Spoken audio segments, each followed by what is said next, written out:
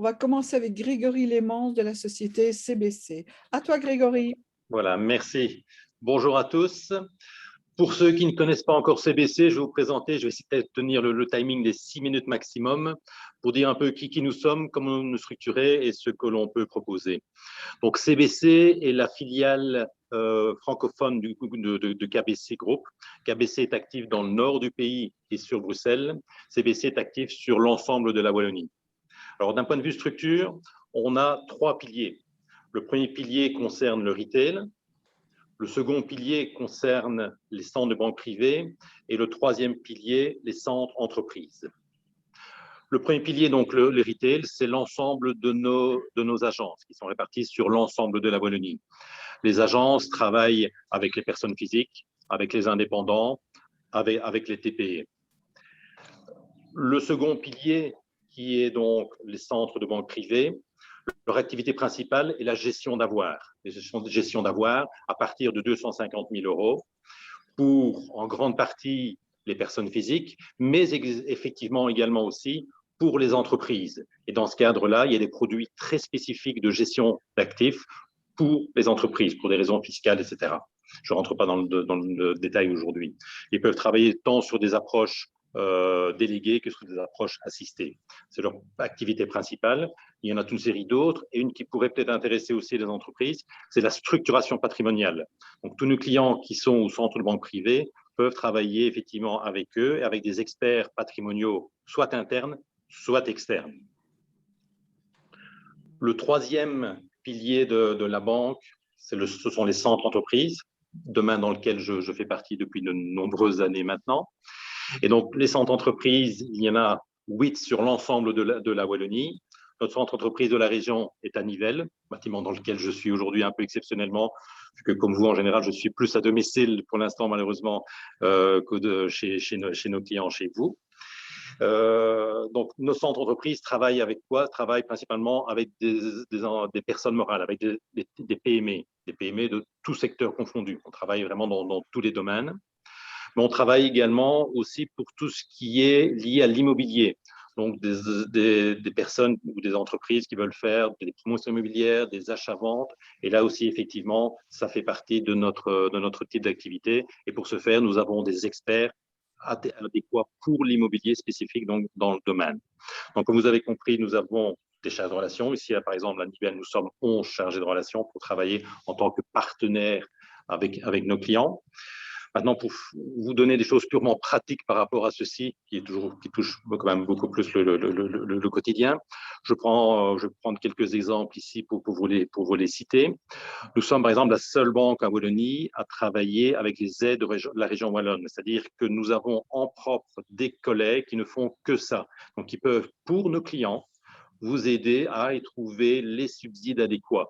Et pour les choses purement pratiques, vous pouvez en quelques clics aller sur notre site de CBC et faire ce qu'on appelle le scan subside région wallonne. Et en 4 ou 5 questions, vous avez très vite la possibilité pour votre entreprise de savoir si vous avez éventuellement accès à ces subsides. Et dans ce cadre-là, on peut bien entendu vous aider en cas d'investissement à optimaliser votre dossier pour tirer le maximum des subsides que vous pourriez obtenir dans le cadre de vos investissements. Ça, c'est un des exemples. Je peux parler aussi éventuellement, et ça, je fais l'actualité hier, j'ai lu dans tous les mails qu'on reçoit en fin de matinée de la CCI, il y avait un article qui touchait aux voitures de société qui doivent être de plus en plus, ils doivent virer au vert, c'est le titre de l'article. Nous avons une entité en propre dans le groupe qui aujourd'hui peut vous donner des solutions globales pour vos voitures de société, pour vous, pour éventuellement vos collaborateurs. Et aujourd'hui, on part ici, effectivement aussi, c'est très, très d'actualité, vers des véhicules beaucoup plus propres et bien souvent des véhicules électriques. D'ailleurs, pour l'instant, on offre même des bornes de recharge, soit au domicile de la personne qui conduit le véhicule, soit éventuellement dans la société, dans le cadre des véhicules électriques dont on parle pour l'instant chez nous.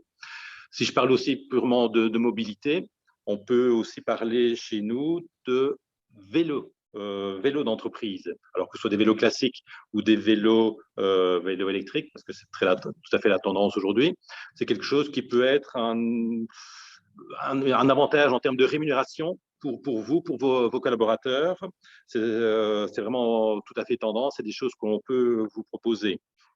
Ce sont des choses purement pratiques. Toujours dans les choses purement pratiques, nous sommes chez CBC, une banque et assurance.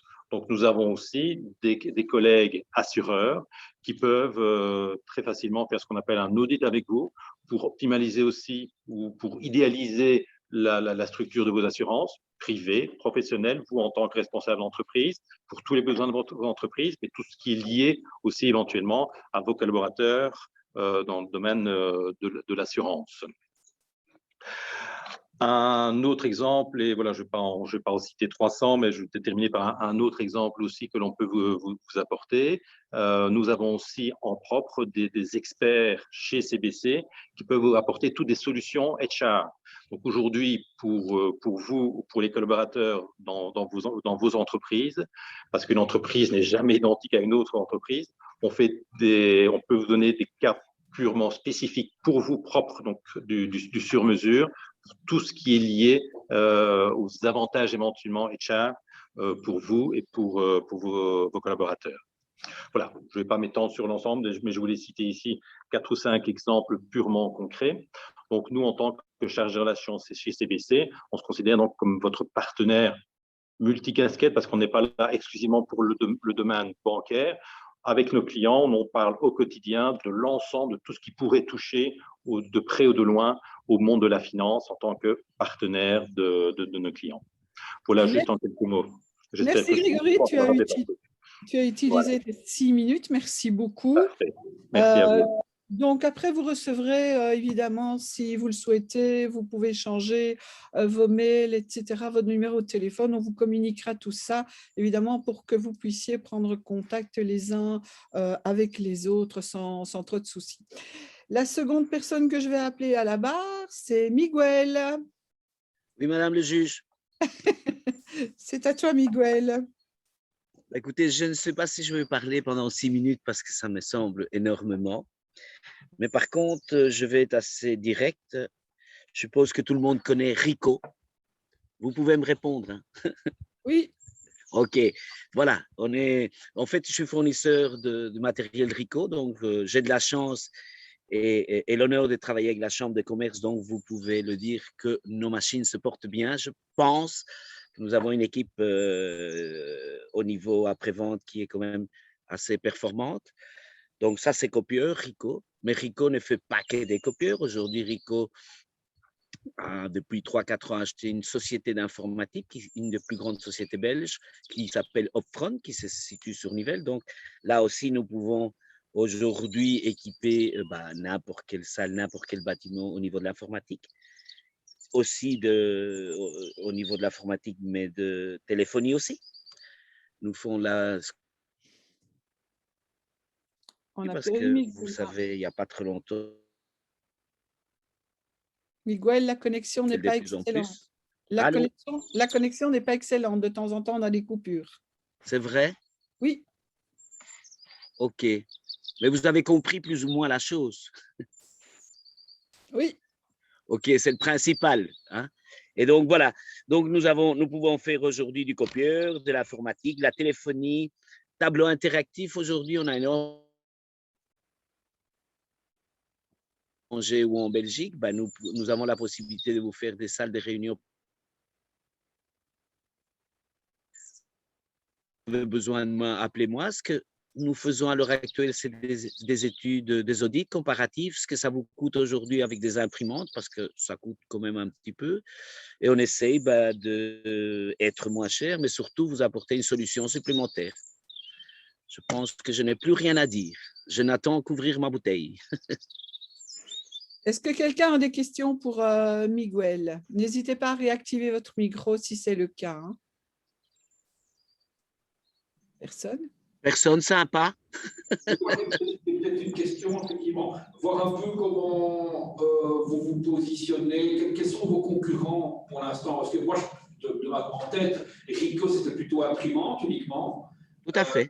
Historiquement, mais éventuellement, quels sont vos concurrents ici sur le marché belge par rapport aux PME ou aux startups?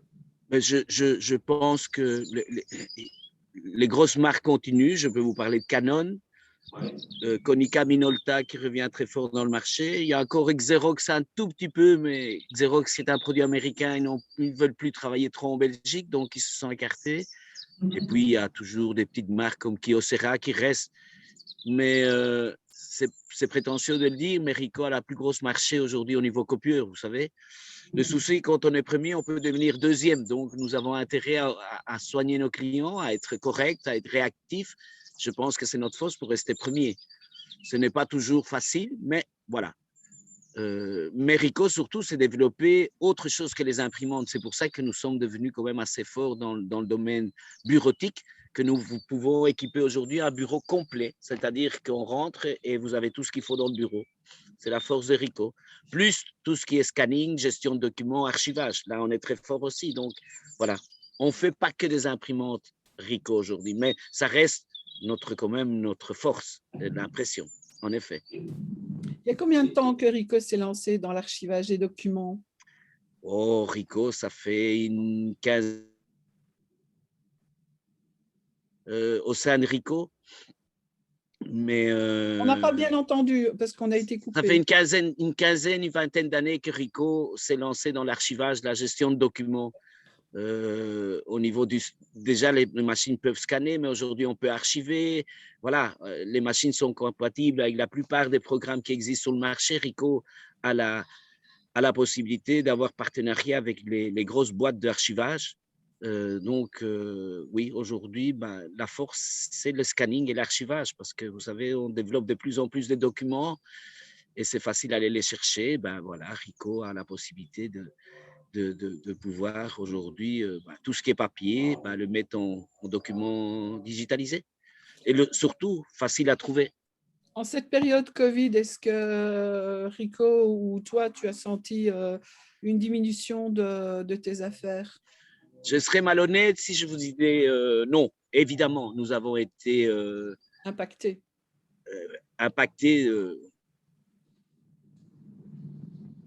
Ils ne veulent pas investir, ce qui est logique. Ce n'est pas aujourd'hui qu'on va sortir beaucoup d'argent pour investir dans le domaine bureautique, mais nous attendons. Je sais que le Belge est entreprenant et on va continuer vers l'avant. De toute façon, on n'a pas le choix. Mais il est un fait qu'on a été impacté. Aujourd'hui, on avait 800 collaborateurs à Ricoh, il y en avait 700 qui s'est trouvés en télétravail. Donc, ouais. Voilà. Mais bon, l'espoir est toujours là, donc il faut continuer de toute façon. La résilience, s'adapter. On a à nouveau perdu Miguel. Miguel. Ah, voilà, on a récupéré Miguel. Miguel, il reste 4 secondes. Donc, moi, je tenais à te remercier pour ta présence. C'est important. Ayez le moral. C'est ce qu'on va faire, ne t'inquiète pas. De toute façon, personne ne se sauve avant qu'on ait commencé à déguster tout à l'heure. Ce sera après la 9e personne, étant donné que ma 10e personne, à mon avis, n'est vraiment pas bien que pour pouvoir venir nous rejoindre. Alors, je vais appeler maintenant Alexis Motard de la société ProSelect. Est-ce que Alexis est là? Alexis? Le micro peut-être? Alexis, on va prendre quelqu'un d'autre alors en attendant. On va prendre, mais si, Alexis, voilà. Alors, je m'excuse pour cette impolitesse, mais j'étais entre la sonnette chez moi et j'ai la chance d'être jeune papa, comme ça vous connaîtrez une petite partie de moi. Et mon beau-frère joue gentiment la nounou aujourd'hui, mais là, voilà, j'ai dû bondir hors de ma chaise pour une mini-urgence. Je ne fais pas que ça dans la vie, même si c'est très agréable. Je suis directeur du cabinet ProSelect, donc on est, je regarde le timing pour le respecter. On est un cabinet de solutions RH. On existe depuis 15 ans. Ça fait une petite dizaine d'années que je suis dans la structure. Au jour d'aujourd'hui, en termes de structure en question, on est vraiment sur la double force, je vais dire, d'une PME, puisqu'on est 17 au jour d'aujourd'hui. Moi, j'ai connu la structure, on était 3. et une PME qui est intégrée dans un grand groupe international mais familial, j'insiste, qui s'appelle le groupe Proman. Comme il y a des responsables d'entreprise, mais pas que, l'histoire de Proman, elle est belle puisque c'est un ancien chaudronnier, donc vraiment un monsieur en bleu de travail qui était dans les chaudrons au début de sa carrière, qui a lancé il y a 35 ans maintenant une agence d'intérim à Manosque, dans le sud de la France, avec son épouse. Et en 35 ans, ils sont devenus 4e acteur sur la scène internationale dans l'intérim, ce qu'on ne fait pas. Donc ça, j'insiste, nous, on est Solutions RH, j'y viens dans quelques minutes. Ils ont créé comme ça un petit empire en étant 100% familial, contrairement aux gros de ce monde, style ADECO, Manpower, etc. Il n'y a pas de fonds de pension, il n'y a pas de fonds d'investissement, c'est toujours la famille Gomez qui est aux commandes. S'il y en a qui ont des activités ou familles en France ou dans le sud de la France, ils sont assez connus. Ils ont des activités évidemment parallèles, mais donc une belle structure qui a grandi en 2 temps de manière organique en ouvrant des agences partout en France. Et puis, ils se sont étendus en intégrant l'actionnariat de différentes structures à l'international.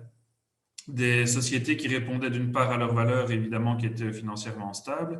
C'est le but, je pense, de tout entrepreneur. Et c'est comme ça qu'on a croisé leur route en 2017. Donc moi, je travaille depuis les débuts avec la fondatrice de la société. Et en 2017, on croise leur route et on était le premier bureau de solutions RH avec une spécialisation en recrutement qui rejoignait la structure. Aujourd'hui, le groupe pèse plus de 2,5 milliards. Il y a plus de 2000 personnes, mais d'un point de vue beaucoup plus micro, donc d'un point de vue local ici en Belgique. On a pour sociétés sœurs différentes sociétés d'intérim et bureaux de recrutement. Avec nous, la force d'avoir des solutions RH plus transversales pour les entreprises. Donc, ce qu'on fait au jour d'aujourd'hui, on travaille pour les PME et pour les plus grosses structures. On va vraiment, j'essaye de regarder, de déjà lorgner sur ceux qui n'ont pas encore parlé, mais on va vraiment accompagner, par exemple, une banque ou un réseau de quelques banques, comme M. Lehmann parlait tout à l'heure, pour un profil transversal ou un profil expert qu'on va recruter, jusqu'à travailler sur des techniciens, pour autant qu'ils soient employés chez Dalmaïr, dans le café. On a travaillé aussi avec DPD, DHL. Enfin, voilà, je relogne un peu sur beaucoup dans l'industrie, évidemment, beaucoup dans la chimie, mais pas que. Et donc aujourd'hui, au niveau de nos activités, elles s'articulent comme suit. Donc on a plus ou moins 60% de nos activités qui touchent au recrutement et à la sélection de personnel employé et cadre. Donc vraiment du commercial, technico-commercial jusqu'au directeur général. Dans des solutions complètes, on travaille pour le CHU Saint-Pierre, mais on travaille pour la ville de Wavre, par exemple, mais aussi pour des PME de quelques personnes ou quelques dizaines de personnes. Donc, recrutement et sélection de profils employés, cadres et direction. Très lié à ce service-là, tous les services en bilan de compétences Assessment Center, à 90% demandés par l'entreprise. Maintenant, on a quelques patrons d'entreprise ou profils cadres qui nous demandent de les accompagner sur une reconversion de carrière ou un bilan de compétences à un moment T. Donc là, ça se fait de manière individuelle aussi à 90%, quelquefois en groupe, mais c'est très rare.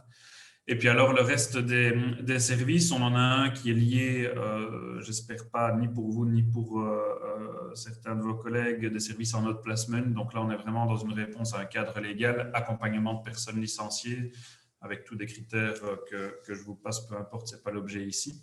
Et puis un accompagnement à la carte pour les entreprises. Le mot à la carte n'est pas un mot bateau.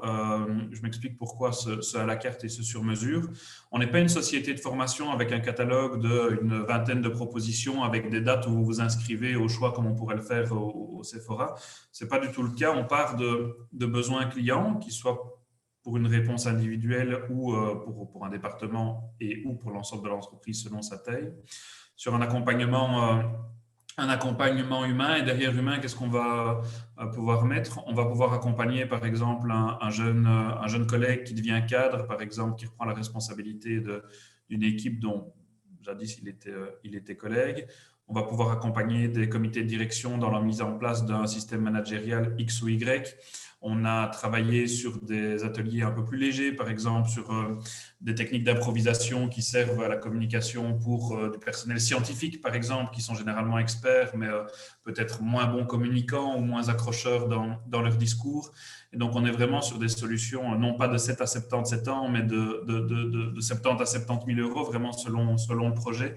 En sachant, et j'insiste, c'est vraiment notre politique, que la solution la plus chère n'est pas la solution la meilleure, pas du tout.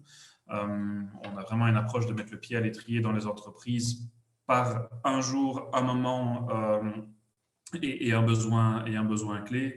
Et puis après, évidemment, c'est la vie d'une entreprise. Donc, on intègre quelqu'un, on le forme. Si besoin ou si souci, on le licencie. Et on est vraiment comme ça polyvalent au niveau de notre ADN. Et puis avec le groupe derrière qui nous permet aussi de jongler avec d'autres services RH que l'on ne proposerait pas. Chaque entité restant bien autonome et bien dans son métier pour ne pas faire de tout dans tous les sens. Évidemment, ce n'est pas le but.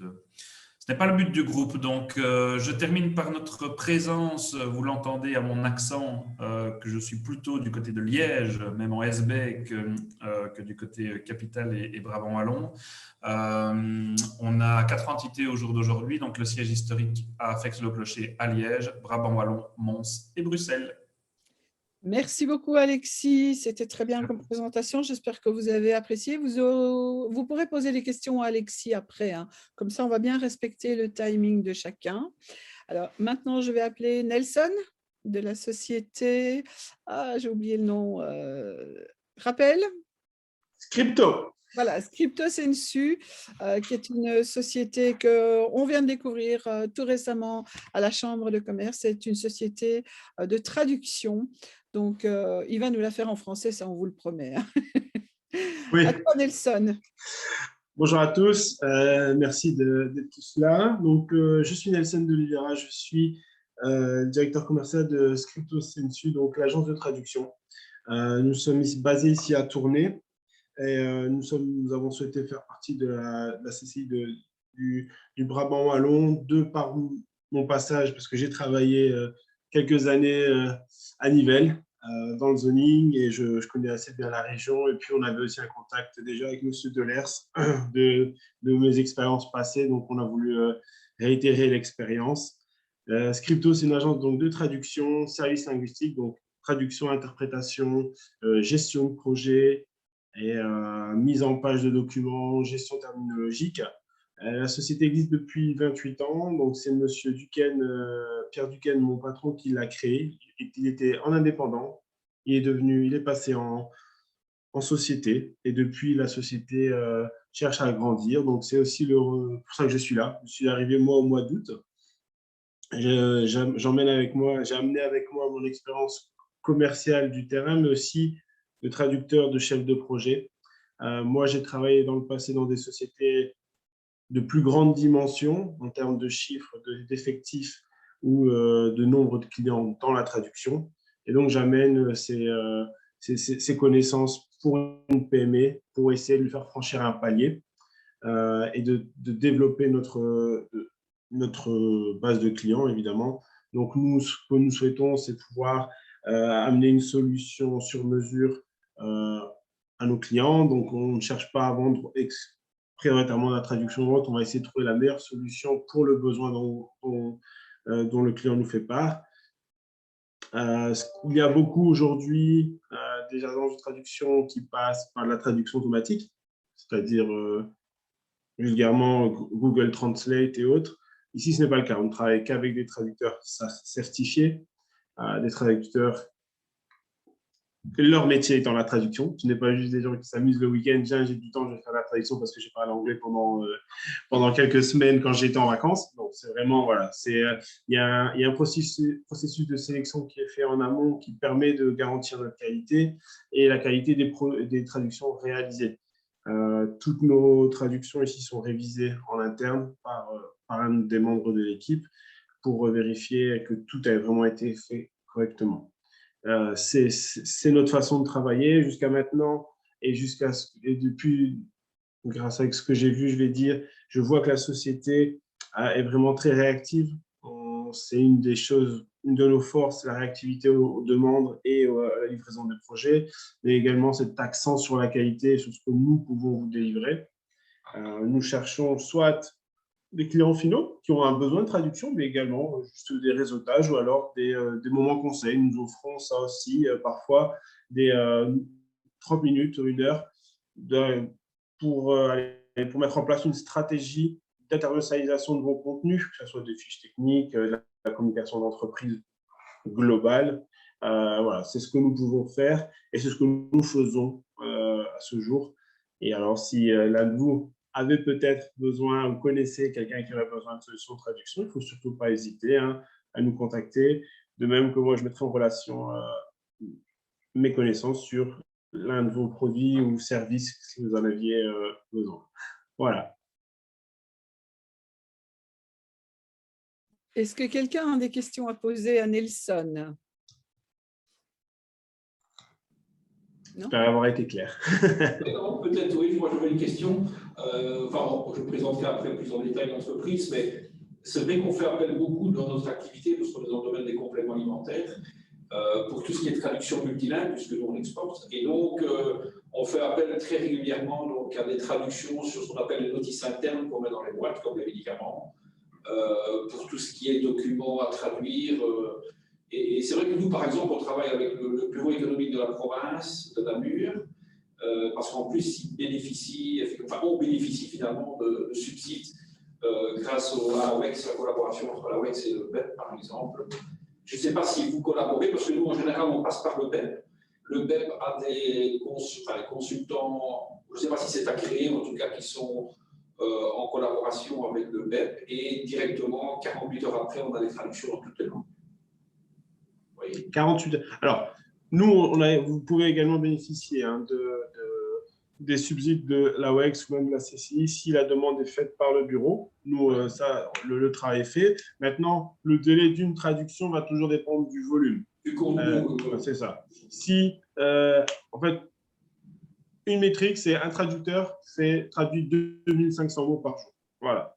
Si c'est au-dessus, ce sera 2 jours et ainsi de suite. Maintenant, nous, on se méfie toujours quand on entend ce que vous m'avez dit. 48 heures après, nous avons le texte. Ah oui, mais quel est le volume? S'il y a beaucoup de volume et que 48 heures après, vous avez déjà la traduction, est-ce que c'est la traduction automatique qui est juste révisée derrière pour faire gagner du temps et donc de l'argent? Enfin, voilà, ça, c'est toujours des choses à analyser. Mais moi, si vous le souhaitez, on en parlera après. On ne va pas occuper tout le monde avec des 6 minutes avec ça. Mais on pourra, si vous souhaitez, je vous donne plus d'informations, quitte à ce que vous voyez une offre. Oui, tout à fait. Merci. Peut-être une petite question par rapport à la demande de travail minimum que vous demandez. Nous, typiquement, on a régulièrement besoin de petites traductions, mais de manière régulière. Est-ce qu'il y a un minimum, on va dire, dans la demande, ou est-ce que vous pouvez effectivement être réactif sur des petites demandes? Alors, nous allons être réactifs. Nous avons souvent cette demande. Avant mon arrivée, il y avait toujours un minimum qui était de 35 € la demande. D'accord. C'était minimum. Maintenant, moi, ce que j'ai fait, j'ai annulé ça et je fais une facturation mensuelle pour toutes ces petites demandes. Si à la fin du mois, nous n'atteignons pas ces 35 €, nous facturons 35 €. Si nous sommes au-dessus des 35 €, très bien. Ok, d'accord. Très bien. Et ça peut être 4 mots par jour pendant 20 jours, il n'y a pas de problème. Alors, je voulais juste rappeler pour la petite histoire que le service du BEP, eh bien, on a la même chose effectivement à la Chambre de commerce. Hein. C'est le service traduction de la Chambre de commerce qui travaille aussi avec la WEX. Donc, n'hésitez pas aussi, plutôt que le BEP. Maintenant, voilà, on travaille avec des traducteurs qui peuvent être scripto sensu. On travaille avec différents traducteurs. Donc, vous bénéficiez aussi de la WEX plutôt que de passer par le BEP. À vous de voir. Hein. Moi, c'est juste l'info que je vous donne parce que c'est super important. L'agence Wallonne pour l'exportation a confié vraiment aux chambres de commerce la gestion des subventions justement destinées à favoriser les traductions techniques et commerciales des PME exportatrices. Donc, n'hésitez pas, on est là aussi et on fait justement appel, puisqu'on n'a pas de traducteur au sein de la Chambre de commerce, on fait justement appel à nos membres qui sont aussi nos fournisseurs à ce niveau-là. Donc, voilà. C'était pour la petite parenthèse. Très bonne parenthèse. Il ne faut vraiment pas hésiter à nous contacter et moi, je vous mettrai en relation avec les personnes de la Chambre de commerce, justement, qui pourront vous donner toutes ces informations-là. Elles arrivent par voie électronique, on les transmet par voie électronique après réception du paiement, etc. Donc là, vraiment, il y a tout un chapitre qui peut vous informer aussi et ça fait le bonheur, évidemment, évidemment de nos bureaux de traduction. Voilà, nous allons passer à la personne suivante. Florent. Oui, ben, très bien, merci. Merci Sonia. Voilà, à toi Florent de chez Torrefactory. Voilà, alors Torrefactory, pour ceux qui ne connaissent pas, donc c'est une société relativement jeune, c'est donc normal si vous ne connaissez pas encore, qui a été créée il y a maintenant environ 3 ans par 3 personnes dont je fais partie, et qui avait pour unique but de rendre le café de qualité accessible à tous. Ça, c'est vraiment la mission qu'on s'est donnée chez Torrefactory quand on a lancé le concept. Et on s'est dit, voilà, aujourd'hui, en termes de café, il y a clairement une vraie opportunité sur le marché. Alors, pour quelle raison? Tout simplement parce que ce qu'on ressentait de la part de beaucoup de sociétés quand on discutait un petit peu autour de nous, avec nos feedbacks et nos expériences diverses, et moi notamment dans le monde du café, c'était qu'il y avait généralement un problème au niveau de la qualité du café. Donc, généralement, en entreprise, on fournit un café d'une qualité moyenne, voire parfois médiocre. Il y avait un problème au niveau de l'écologie, puisqu'aujourd'hui, je sais, bon, il y a pas mal de sociétés qui encore ont des modèles à capsule, c'est-à-dire typiquement Nespresso ou autre. Et donc là, il y a un vrai problème écologique qui peut se poser. Et en troisième lieu, le côté économique, puisque bien entendu, on a envie de fournir à ses employés un café de qualité, mais on n'a pas envie non plus que ce soit un café qui nous coûte autour de 40-45 cents la tasse. Et donc, par rapport à tout ça, un dernier point également, c'était le service. Donc, on sait à quel point, en fait, une machine à café en panne au début d'une journée, une longue journée de réunion, ça peut être problématique. Et donc, on s'est dit, en fait, sur ces 4 axes-là, il y a clairement quelque chose à faire. Et donc, on a créé ce concept Torrefactory il y a 3 ans d'importation de café en direct qu'on va torréfier de manière artisanale. Ça, c'est pour remplir le premier point. C'est vraiment la qualité du café. Et aujourd'hui, vous avez une recrudescence en termes de connaissance du café. Donc, de plus en plus de personnes, dont probablement vous et vos employés font partie, qui s'intéressent un petit peu au café, comme on a pu le faire il y a 10-15 ans dans le vin, ou même bien avant, et puis il y a quelques années dans la bière. Et donc, on s'est dit, OK, on va torréfier nous-mêmes de manière locale le café. Donc, en réalité, on importe le café en direct, il arrive à Anvers en bateau, on le torréfie en Belgique et on le distribue. Et donc, ça, pour nous, c'est très important, ce concept de torréfaction artisanale, et qui s'oppose un peu au concept de torréfaction industrielle. J'entends par là que dans la torréfaction industrielle, vous allez torréfier une grande quantité de café que vous allez parfois brûler, mais dont l'unique objectif est d'avoir un café qui soit uniforme. Ici, dans la torréfaction artisanale, vous allez vraiment aller chercher les arômes du café. Et donc, on va torréfier, on va avoir des montées en température qui sont différentes par type de café. Donc, vraiment, la qualité était vraiment au cœur du projet. On a aujourd'hui développé 12 cafés de types différents. Et pour vous dire, récemment, on a dû diversifier un petit peu nos activités. Et donc, on a fait le test grandeur nature sur la qualité de nos cafés, puisqu'on s'est lancé dans le retail spécialisé bio. On est maintenant disponible dans une 50aine de magasins et les retours sont vraiment excellents. Donc, des cafés qui fonctionnaient déjà très bien dans le bureau ont été également très bien acceptés dans la distribution. Au niveau écologique, évidemment, comme je vous disais, par rapport aux capsules qui font le tour du monde, notamment qui partent se faire, donc le café arrive, qui vont se faire encapsuler dans un pays européen, qui reviennent dans le pays consommateur, et puis qui, quand elles sont recyclées, repartent dans des usines de recyclage pour repartir ensuite dans d'autres usines pour réutilisation. En fait, nous, on est parti du principe que, quelque part, un café, ça doit rester un produit relativement simple. Il fait déjà un long trajet pour arriver jusqu'en Belgique. Donc, nous, on le torréfie sur place et on le distribue quand il est fraîchement torréfié. Ça, c'est pour nous très important. On a évidemment une approche équitable. Donc, nous, on reverse 1,5% de notre chiffre d'affaires à la Fondation EFICO. Voilà, ça fait partie des valeurs des personnes qui ont constitué le projet et de ce qu'on veut faire devenir la société. Et puis, il y a l'approche économique. Donc, très, très simplement, pour vous donner une moyenne, en réalité, les sociétés peuvent contracter chez nous un leasing machine plus un abonnement café. Abonnement café qui est adaptable, bien entendu, à la demande. Donc, on ne va jamais pousser le café de manière forcée. Et globalement, vous allez être autour d'un café aux alentours de 25 cents la tasse, tout compris. Donc, machine, café, livraison, plateforme de suivi de facturation, etc. etc. Ça, je pense que c'est un point important parce que forcément, en tant que gestionnaire d'entreprise, on est tous voilà, attentifs au coût de nos sociétés, mais aussi au bien-être et aux valeurs de la société. Donc, aujourd'hui, comme je vous disais, on a plus ou moins 3 ans d'existence. On est maintenant 6 personnes. On a eu un sérieux coup de frein, évidemment, suite au Covid, puisque à partir de mars de l'année dernière, on a vu, bien entendu, les demandes en café diminuer. Comme je vous disais, on s'est réorienté. Donc, on distribue aussi dans le retail et via notre plateforme web. Mais on continue au jour le jour à signer des contrats dans le Brabant wallon pour des placements machines parce qu'on sent vraiment cette demande des employeurs. Je ne sais pas si on pourra en discuter après, si vous êtes d'accord avec ça, mais qui disent effectivement, il y aura moins de monde au boulot. Mais par contre, lorsque les gens seront sur le lieu de travail, on veut vraiment leur fournir un environnement de qualité. Donc, ça, c'est la raison pour laquelle on croit encore très fort au développement de notre concept. Donc, voilà, aujourd'hui, on a plus de 250 entreprises qui travaillent avec nous, qui sont, tous les feedbacks sont bien entendu, ce n'est pas très objectif, mais très, très bons. Et alors, ce qu'on propose généralement aux sociétés pour débuter, c'est tout simplement un test. Donc, en fait, un test gratuit et sans engagement. On place la machine pendant une semaine à nos frais. Et si à la fin de la semaine, voilà, le test n'est pas concluant, ce qui arrive très, très rarement, on reprend nos affaires et on s'en va. Et sinon, on continue la collaboration. Donc voilà un petit peu qui nous sommes et ce que nous faisons.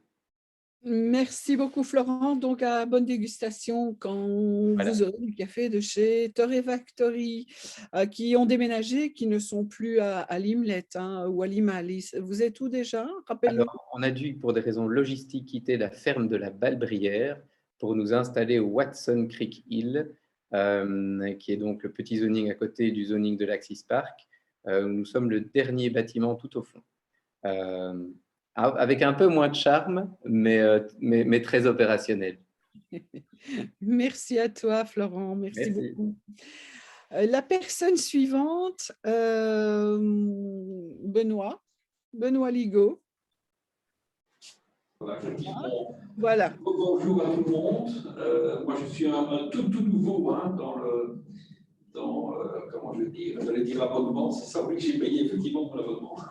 Mais donc voilà un petit peu, mais je connaissais bien, j'ai déjà participé effectivement à la Chambre de commerce du Brabant wallon précédemment, avant le Covid aussi, à pas mal d'organisations. Et sincèrement, nous, on est aussi membre de la Chambre de commerce Namur-Liège-Verviers depuis plusieurs années, puisque ma première société, Zentech à Liège, que j'ai fondée avec 4 associés.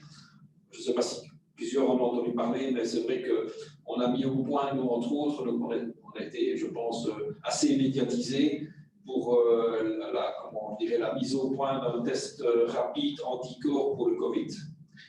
Donc, on est une des sociétés qui a développé dans le monde le test rapide, puisqu'on a en fait une expertise dans le domaine de tout ce qui est test rapide et pour tout ce qui est aussi diagnostic chez la femme enceinte, nouveau-né et pédiatrique.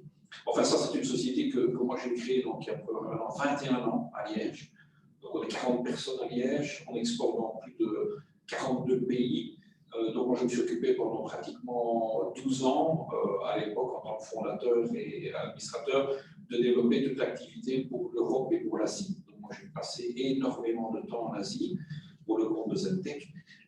Il y a 8 ans, maintenant 9 ans, j'ai créé ma société de consultance. Donc, je suis aussi agréé à WEX, région Europe, la communauté européenne, pour accompagner justement les entreprises dans le secteur santé, principalement. Donc, avec un collaborateur, on a pas mal accompagné les sociétés dans toute la Wallonie, principalement sur Gosselies, sur Louvain-la-Neuve, sur Liège, qui sont les 3 pôles biotech ici en Wallonie. Et on les a accompagnés principalement les 4 dernières années sur toute l'Asie, et en particulier l'Asie du Sud-Est. C'est quand même pratiquement 650 millions d'habitants. Et il y a maintenant une 3e société que je viens de créer aussi avec mon associé.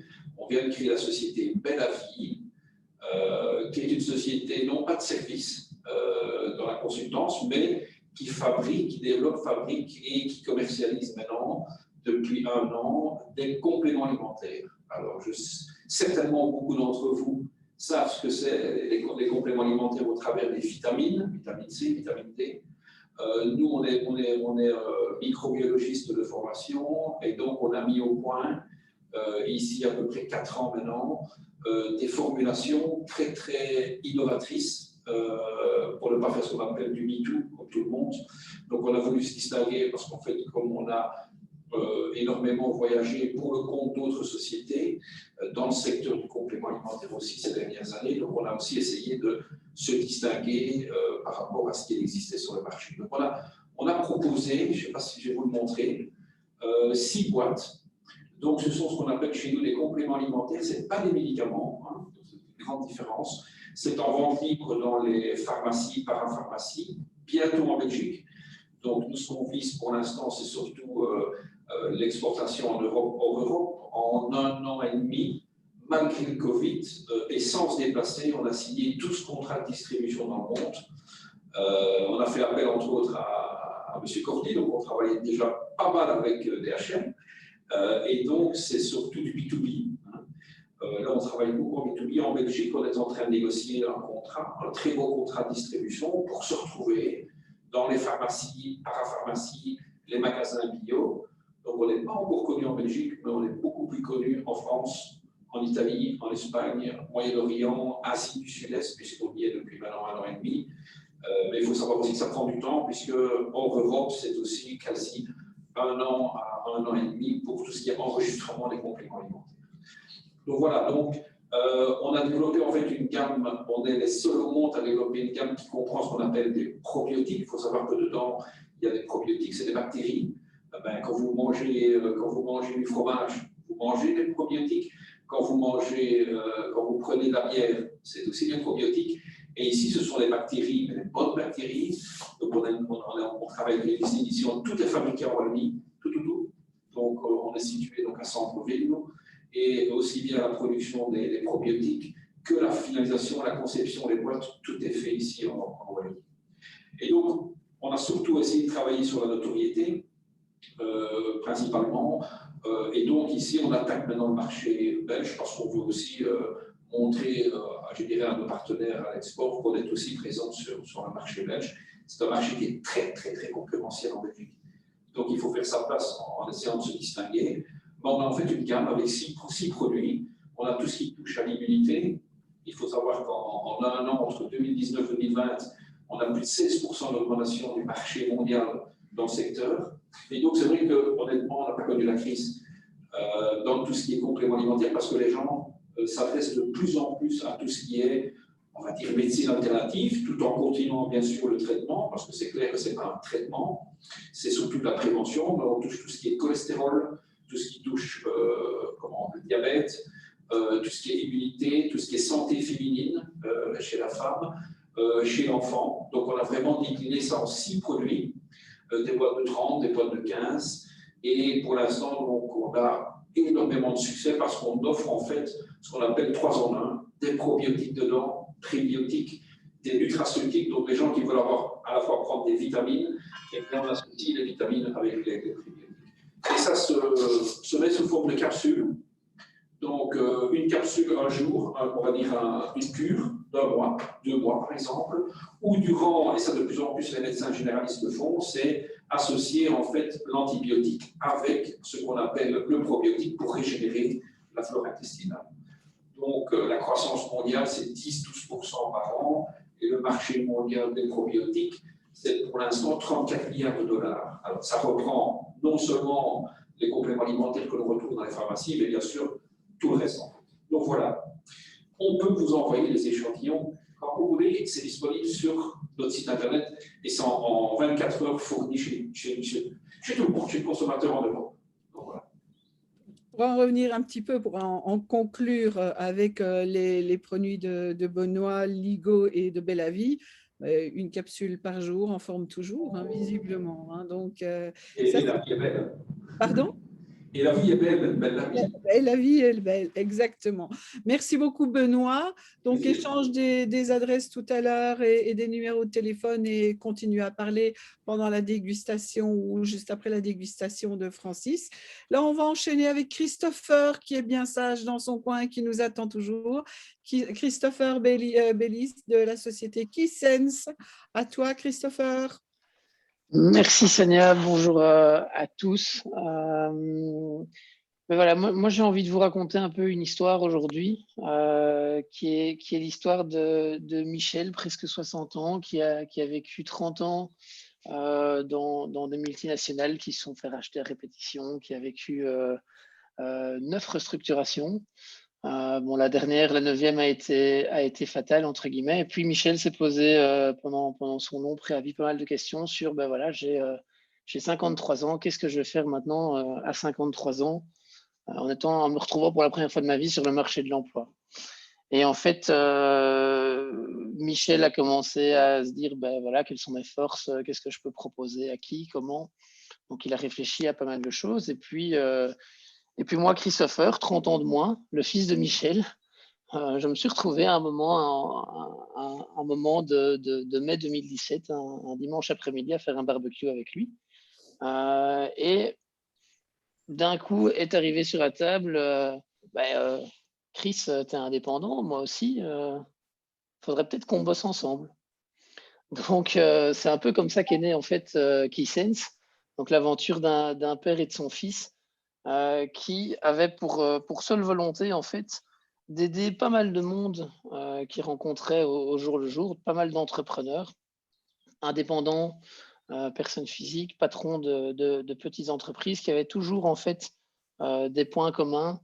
Voilà, je suis complètement débordé, je ne sais pas comment m'en sortir avec toute cette année de travail, je ne sais pas trop comment je peux vraiment développer ma société, vraiment la faire grandir.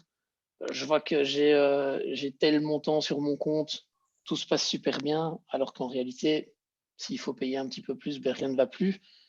Donc, voilà, et on s'est vraiment dit, mais finalement, tous ces gens qui ont des expertises passionnantes, techniques, ils sont très, très bons dans leur métier, dans leur expertise. Et puis, en fait, en termes de gestion, en termes de développement, ben, c'est pour ça qu'on entend beaucoup aussi maintenant, malheureusement, avec le Covid, pas mal de faillites de trésorerie, mais ça ne date pas du Covid, hein, malheureusement, ça date aussi d'avant. Ce sont des gens qui pilotent leur entreprise par le compte en banque, qui ne se fixent pas spécialement d'objectifs, qui ne mettent pas spécialement en place de plans d'investissement, de plans de développement. Et on s'est dit, ben, nous qui avons quand même pas mal d'expérience dans des multinationales, on pourrait peut-être faire quelque chose pour ces tout petits qui ne savent pas se payer finalement des conseils de Big Four et finalement leur apporter vraiment un cadre, d'être en fait un espèce de conseil d'administration à temps partagé pour eux. Et donc, le projet a grandi et on a commencé à mettre en place les premiers outils de gestion prévisionnelle auprès de nos clients. On est devenu assez rapidement reconnu comme expert par la région wallonne. Et ben, de fil en aiguille, finalement, la sauce Keysense a pris. Donc, on a décidé de lancer sur base d'une approche vraiment tout à fait adaptée aux TPME, donc vraiment les petits acteurs sur le marché, un programme d'accompagnement managériel sur mesure, donc qui fait que le patron en fait est vraiment au centre de toutes les préoccupations et de tout ce qu'on va lui apporter. On arrive vraiment avec une approche sur mesure à 100%. Donc même si on travaille avec pas mal de clients de secteurs divers et variés, on ne fait jamais 2 fois la même chose exactement chez les clients. Et l'idée, bien entendu, c'est de pouvoir travailler à un coût qui est adapté aussi à la structure. Donc, on remet en fait tout ça en place pour mettre ce programme-là en place.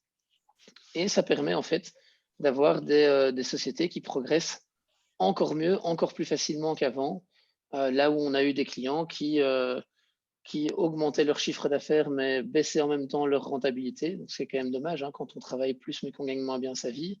Mais on a eu aussi des gens qui avaient des super projets et dès qu'on prenait un classeur Excel qu'on commençait à chiffrer le projet, on se rendait compte qu'en fait, leur ambition salariale devait être réduite d'au moins moitié sur base de la situation dans laquelle ils étaient.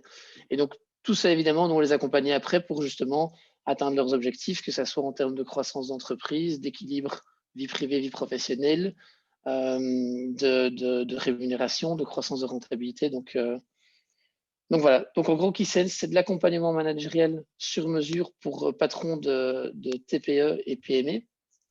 Et on a en fait une ambition toute simple qui est en fait notre raison de vivre et la raison pour laquelle on se lève du coup tous les matins, c'est d'assurer avec nos clients le développement et la pérennité de leur entreprise.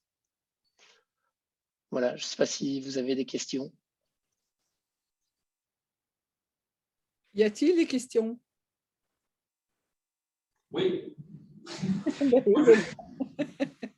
Oui, en fait, j'ai aussi accompagné, mais plus dans le développement avec sport, on va dire, pendant mes 12 ans. Je continue encore un tout petit peu, mais on est complètement maintenant impliqué quasi à 100% dans Bella-Vie. Mais qu'est-ce qui, on va dire, spécifiquement, parce que ici, avec mon partenaire, on est vraiment aussi, je dirais, entrepreneur d'une nouvelle start-up. Mais c'est vrai qu'on a besoin, on essaie au maximum de se concentrer sur son core business, clairement. Nous, c'est le cas ici pour tout ce qui est développement de notre formule. Tout ce qui est production, on sous-traite à nos partenaires privilégiés ici en Wallonie. Et la commercialisation, c'est notre métier depuis maintenant 25 ans. Qu'est-ce qui vous distingue éventuellement par rapport à d'autres consultants qui font aussi, je dirais l'accompagnement?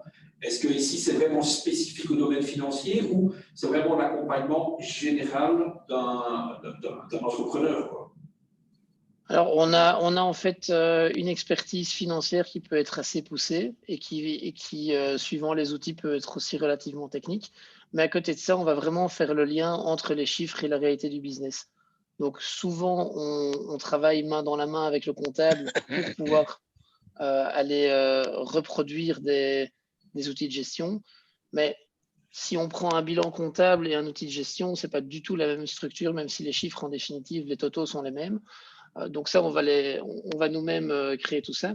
Et puis après, en termes d'organisation, donc de structure de fonctionnement de la société, mais aussi au niveau ressources humaines, on a aussi divers points d'impact pour toujours poursuivre les fameux objectifs qui se retrouvent dans le plan qu'on définit au départ.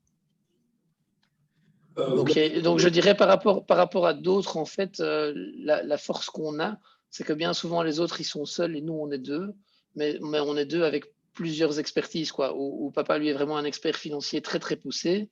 Où moi, je fais aussi du financier, mais je vais très vite faire le lien avec l'opérationnel, les processus de fonctionnement, le capital humain qui est en place dans la société, etc. Voilà. Merci beaucoup pour ta réponse, Christopher. Merci. Pour ton intervention aussi. Donc, de nouveau, tout à l'heure, vous pourrez échanger pendant quelques temps après toutes les présentations. Alors, cette fois-ci, je vais appeler David. Je vois qu'il se tient prêt, David Cordy. Donc, oui. Ben voilà, on laisse la parole à David Cordy de chez DHL, que vous connaissez tous, évidemment, mais c'est peut-être l'occasion. Ça ne se voit pas. À toi, David. Merci Sonia, bonjour à tous. Oui, donc effectivement, DHL, entreprise relativement connue et reconnue de par le monde. Donc je ne vais pas vous exposer toutes les possibilités de DHL, bien entendu, puisqu'elles sont relativement grandes, mais je vais rebondir également en vous racontant aussi une petite histoire. Et en commençant par vous emmener en voyage.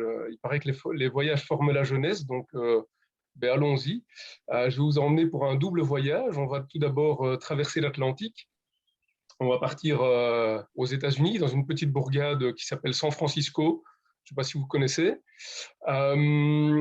Et on part à San Francisco, non pas aujourd'hui, mais il y a un peu plus de 50 ans, en 1969. Et là, vous avez trois hommes bien installés dans le milieu de la finance à l'époque, qui se retrouve un soir sur le toit d'un parking urbain et qui descendent quelques bières. Et comme il était d'usage à l'époque, en 1969, décident de refaire le monde à leur manière. Et ces trois hommes s'intéressent au commerce international et se disent on va faciliter, accélérer le commerce international. Il y a vraiment quelque chose à faire là-dessus. Et d'une certaine manière, ils ont un petit peu révolutionné le monde, dont la manière dont le monde fonctionnait d'un point de vue commerce international. Ils ont eu l'idée lumineuse pour l'époque, en tout cas, de collecter en fait à l'avance tous les documents douaniers chez les entreprises qui exportent et d'aller les apporter directement à destination avant la marchandise pour pouvoir commencer le dédouanement de la marchandise. Voilà, ils étaient trois, ça a commencé comme ça, ils ont satisfait un client, 2 clients, 3 clients, et de fil en aiguille, au fil des demandes des clients, ils se sont étendus à travers le monde. Je vais quand même vous citer le nom de ces 3 personnes, puisque ça a quand même une petite importance. Il s'agissait de M. Adrian Dalsey, Larry Hillblom et Robert Lynn. Vous l'aurez compris, c'est donc la signification de DHL, c'est les initiales de nos 3 fondateurs qui ont lancé un tout nouveau business à l'époque qui n'existait pas. Donc nous avons aussi, nous, été petite entreprise de 3 personnes pour commencer, il y a certes 50 ans. Depuis, de fil en aiguille, au fur et à mesure des demandes clients, ils ont étendu leur réseau vers les différents pays. Ils ont étendu leurs produits en ne prenant plus uniquement les documents de douane, mais aussi les autres documents, et puis les petits colis, et puis les gros colis, et puis les palettes, et ainsi de suite. Depuis le début des années 2000, nous faisons partie maintenant du groupe Deutsche Post, donc DHL est bien une entreprise européenne à part entière. Et de 3 personnes en 1969, nous sommes actuellement plus de 100 000 employés répartis dans 220 pays et territoires. Nous atteignons les moindres recoins de la planète. Rien ne nous arrête. Et comme le dit la petite chanson DHL, il n'y a pas de montagne assez haute. Chez nous, il n'y a pas de rivière assez large pour nous arrêter. Et donc, voilà, nous apportons des solutions de manière structurelle via le réseau DHL, mais nous pouvons aussi apporter des solutions de manière plus personnalisée, plus structurelle, via un département qui est un petit peu moins connu chez nous, qui s'appelle le Same Day, donc même jour en anglais, pour tout ce qui est livraison à la demande. Voilà, the sky is the limit en quelque sorte à ce niveau-là. On peut organiser des réseaux de livraison sur la Belgique, mais aussi beaucoup plus loin également. Je tenais aussi à partager avec vous notre ambition future, puisque actuellement on est quand même beaucoup orienté Covid et situation sanitaire et autres. Maintenant, il ne faut quand même pas perdre de vue que tout ce qui nous a amené potentiellement à cette situation-là est aussi d'origine environnementale et climatique. Et donc, voilà, nous avons un énorme projet ambitieux de réduire nos empreintes carbone et nous avons un projet, une ambition de 0 émission pour 2050. Donc, nous mettons toutes sortes de choses en place pour réduire notre impact carbone, bien entendu. En tant que compagnie de transport, vous imaginez que notre empreinte carbone n'est pas nulle, loin de là, mais nous contrebalançons évidemment avec toutes sortes d'initiatives pour pouvoir atteindre cet objectif de 0 émission à 2050. Nous avions un pré-objectif pour 2020 que nous avions déjà atteint en 2019, donc on est sur la bonne voie, on continue l'utilisation, le développement de véhicules électriques. Dans les gros centres urbains où cela le permet, on a également des vélos, ce qu'on appelle des cubicycles. Ici en Belgique, on les utilise beaucoup sur Anvers et sur Gand. Sur le Luxembourg également, on a au Luxembourgville quelques livraisons qui se font via les courtiers en vélo. Et qui sait, pour la suite, pourquoi pas des livraisons par drone et autres. Des essais ont déjà été effectués. Et ce qui fait vraiment partie de l'ADN de DHL, c'est vraiment qu'on va toujours aller rechercher la solution innovante, d'essayer d'être précurseur sur tous les domaines possibles et imaginables. Voilà, de manière générale, la petite histoire de DHL et nos ambitions futures en termes environnementaux. Bien entendu, si vous souhaitez avoir des solutions ou des réponses plus personnalisées, eh bien, nous nous ferons un plaisir, mes collègues et moi, de répondre à toutes les questions et les demandes. Voilà, je ne sais pas si vous avez d'autres questions, si tout était clair. Personne n'a quelque chose à demander? Moi, j'aurais quelque chose à demander, mais ce serait une question voilà, plus, on va dire, plus spécifique par la suite concernant notamment les envois internationaux. Et peut-être, mais on pourra en discuter brièvement par la suite. On travaille aujourd'hui avec Bipost par simplicité, parce que ça s'est mis un petit peu comme ça.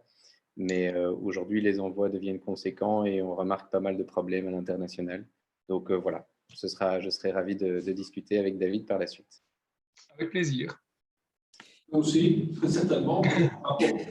Mais bon, comme je disais, puisque nous, on travaille sur la grande exportation principalement, donc tout ce qui est Europe, mais surtout hors Europe. Mais ça, on travaille déjà effectivement en collaboration étroite avec David. Mais aussi pour la Belgique, puisque nous, on travaille, on va dire aussi online, puisqu'on fait non seulement du offline avec B2B, mais une partie de notre activité, c'est aussi de se faire connaître et d'être connu en Europe directement avec le consommateur. Mais c'est vrai que jusque maintenant, on travaille principalement avec Bipost, tous les partenaires de Bipost, mais c'est peut-être intéressant d'avoir peut-être une discussion avec vous ou un de vos collègues pour voir un petit peu le positionnement, parce que directement, nous, les consommateurs, on tarif, ils ont directement ça sur notre plateforme avec le paiement Molly et ça se fait automatiquement, quoi. Mais on peut faire, à quelle mesure on couvre toute l'Europe avec nos produits, quoi. En tout cas, effectivement. Oui, effectivement. Donc, on pourra voir ça. Mais effectivement, les activités e-commerce, pour le moment, ont explosé, évidemment, avec le Covid. Donc, on a une très forte expérience mondiale à ce niveau-là. Et c'est vrai que, je ne vais pas développer là-dessus, mais c'est vrai que le fait d'offrir une solution de livraison premium à côté d'une solution Bipost, par exemple, peut apporter des beaux bénéfices, en tout cas, et augmenter le panier moyen, le cas échéant. Donc, je me tiens à disposition pour toute question et pour tout accompagnement, le cas échéant aussi, s'il le faut. Merci David. Avec plaisir. Alors, la personne suivante, puisqu'on va arriver déjà au 9e participant, le 10e n'ayant vraiment pas pu nous rejoindre et on l'en excuse bien volontiers. Dans des circonstances similaires, je pense effectivement qu'on aurait décliné même à la dernière minute. Donc, on va appeler à la barre Francis Beaune de la société Un Soir en Vin, qui, je vous le rappelle, vous a fait livrer, soit encore aujourd'hui matin, notamment, je pense à CBC chez Grégory, un coffret dégustation avec quelques petites choses à grignoter, mais surtout du bon vin. Et là, je vais laisser la place à Francis, à toi. Oui, bonjour à tous. Est-ce que tout le monde a son matériel? Donc, le vin, la charcuterie, etc. Oui. Magnifique, il y a déjà le tire-bouchon. Donc déjà, pour commencer, pour dire un petit mot sur Un Soir un Vin, vous avez tous vu qu'il y avait une carte de visite qui était collée sur les boîtes que j'avais déposées. Alors, la carte de visite va déjà vous donner quelques renseignements. Donc, vous avez, ici, c'est à l'envers, hein, mais il y a un logo. Un soir un vin, Un Soir un Vin, le nom de Un Soir un Vin vient du film Un Soir un Train. Peut-être certains d'entre vous connaissent ce film. Je ne sais pas. C'est un vieux film belge, un film d'André Delvaux, qui date déjà il y a quelques années, qui a donné l'idée d'appeler le magasin Un Soir un Vin, puisque le vin d'un soir n'est pas celui du lendemain, ni de fête, par exemple. Autre renseignement que vous trouvez sur ma carte de visite, vous voyez en dessous caviste indépendant. Très important parce que si vous êtes caviste de chaîne, vous ne savez pas du tout travailler le même type de produit que si vous êtes caviste indépendant. Moi, j'ai la chance de pouvoir acheter des coups de cœur à des petits producteurs qui sont passionnés et dont certains vont produire peut-être 1000 bouteilles par an. Et évidemment que si vous avez une chaîne, vous ne savez pas travailler avec ce genre de personnes, vous devrez travailler avec des vins, en tout cas des producteurs qui produisent beaucoup plus Parfois, des gens qui font du traditionnel, qui pulvérisent toute l'année par hélicoptère, des grands domaines.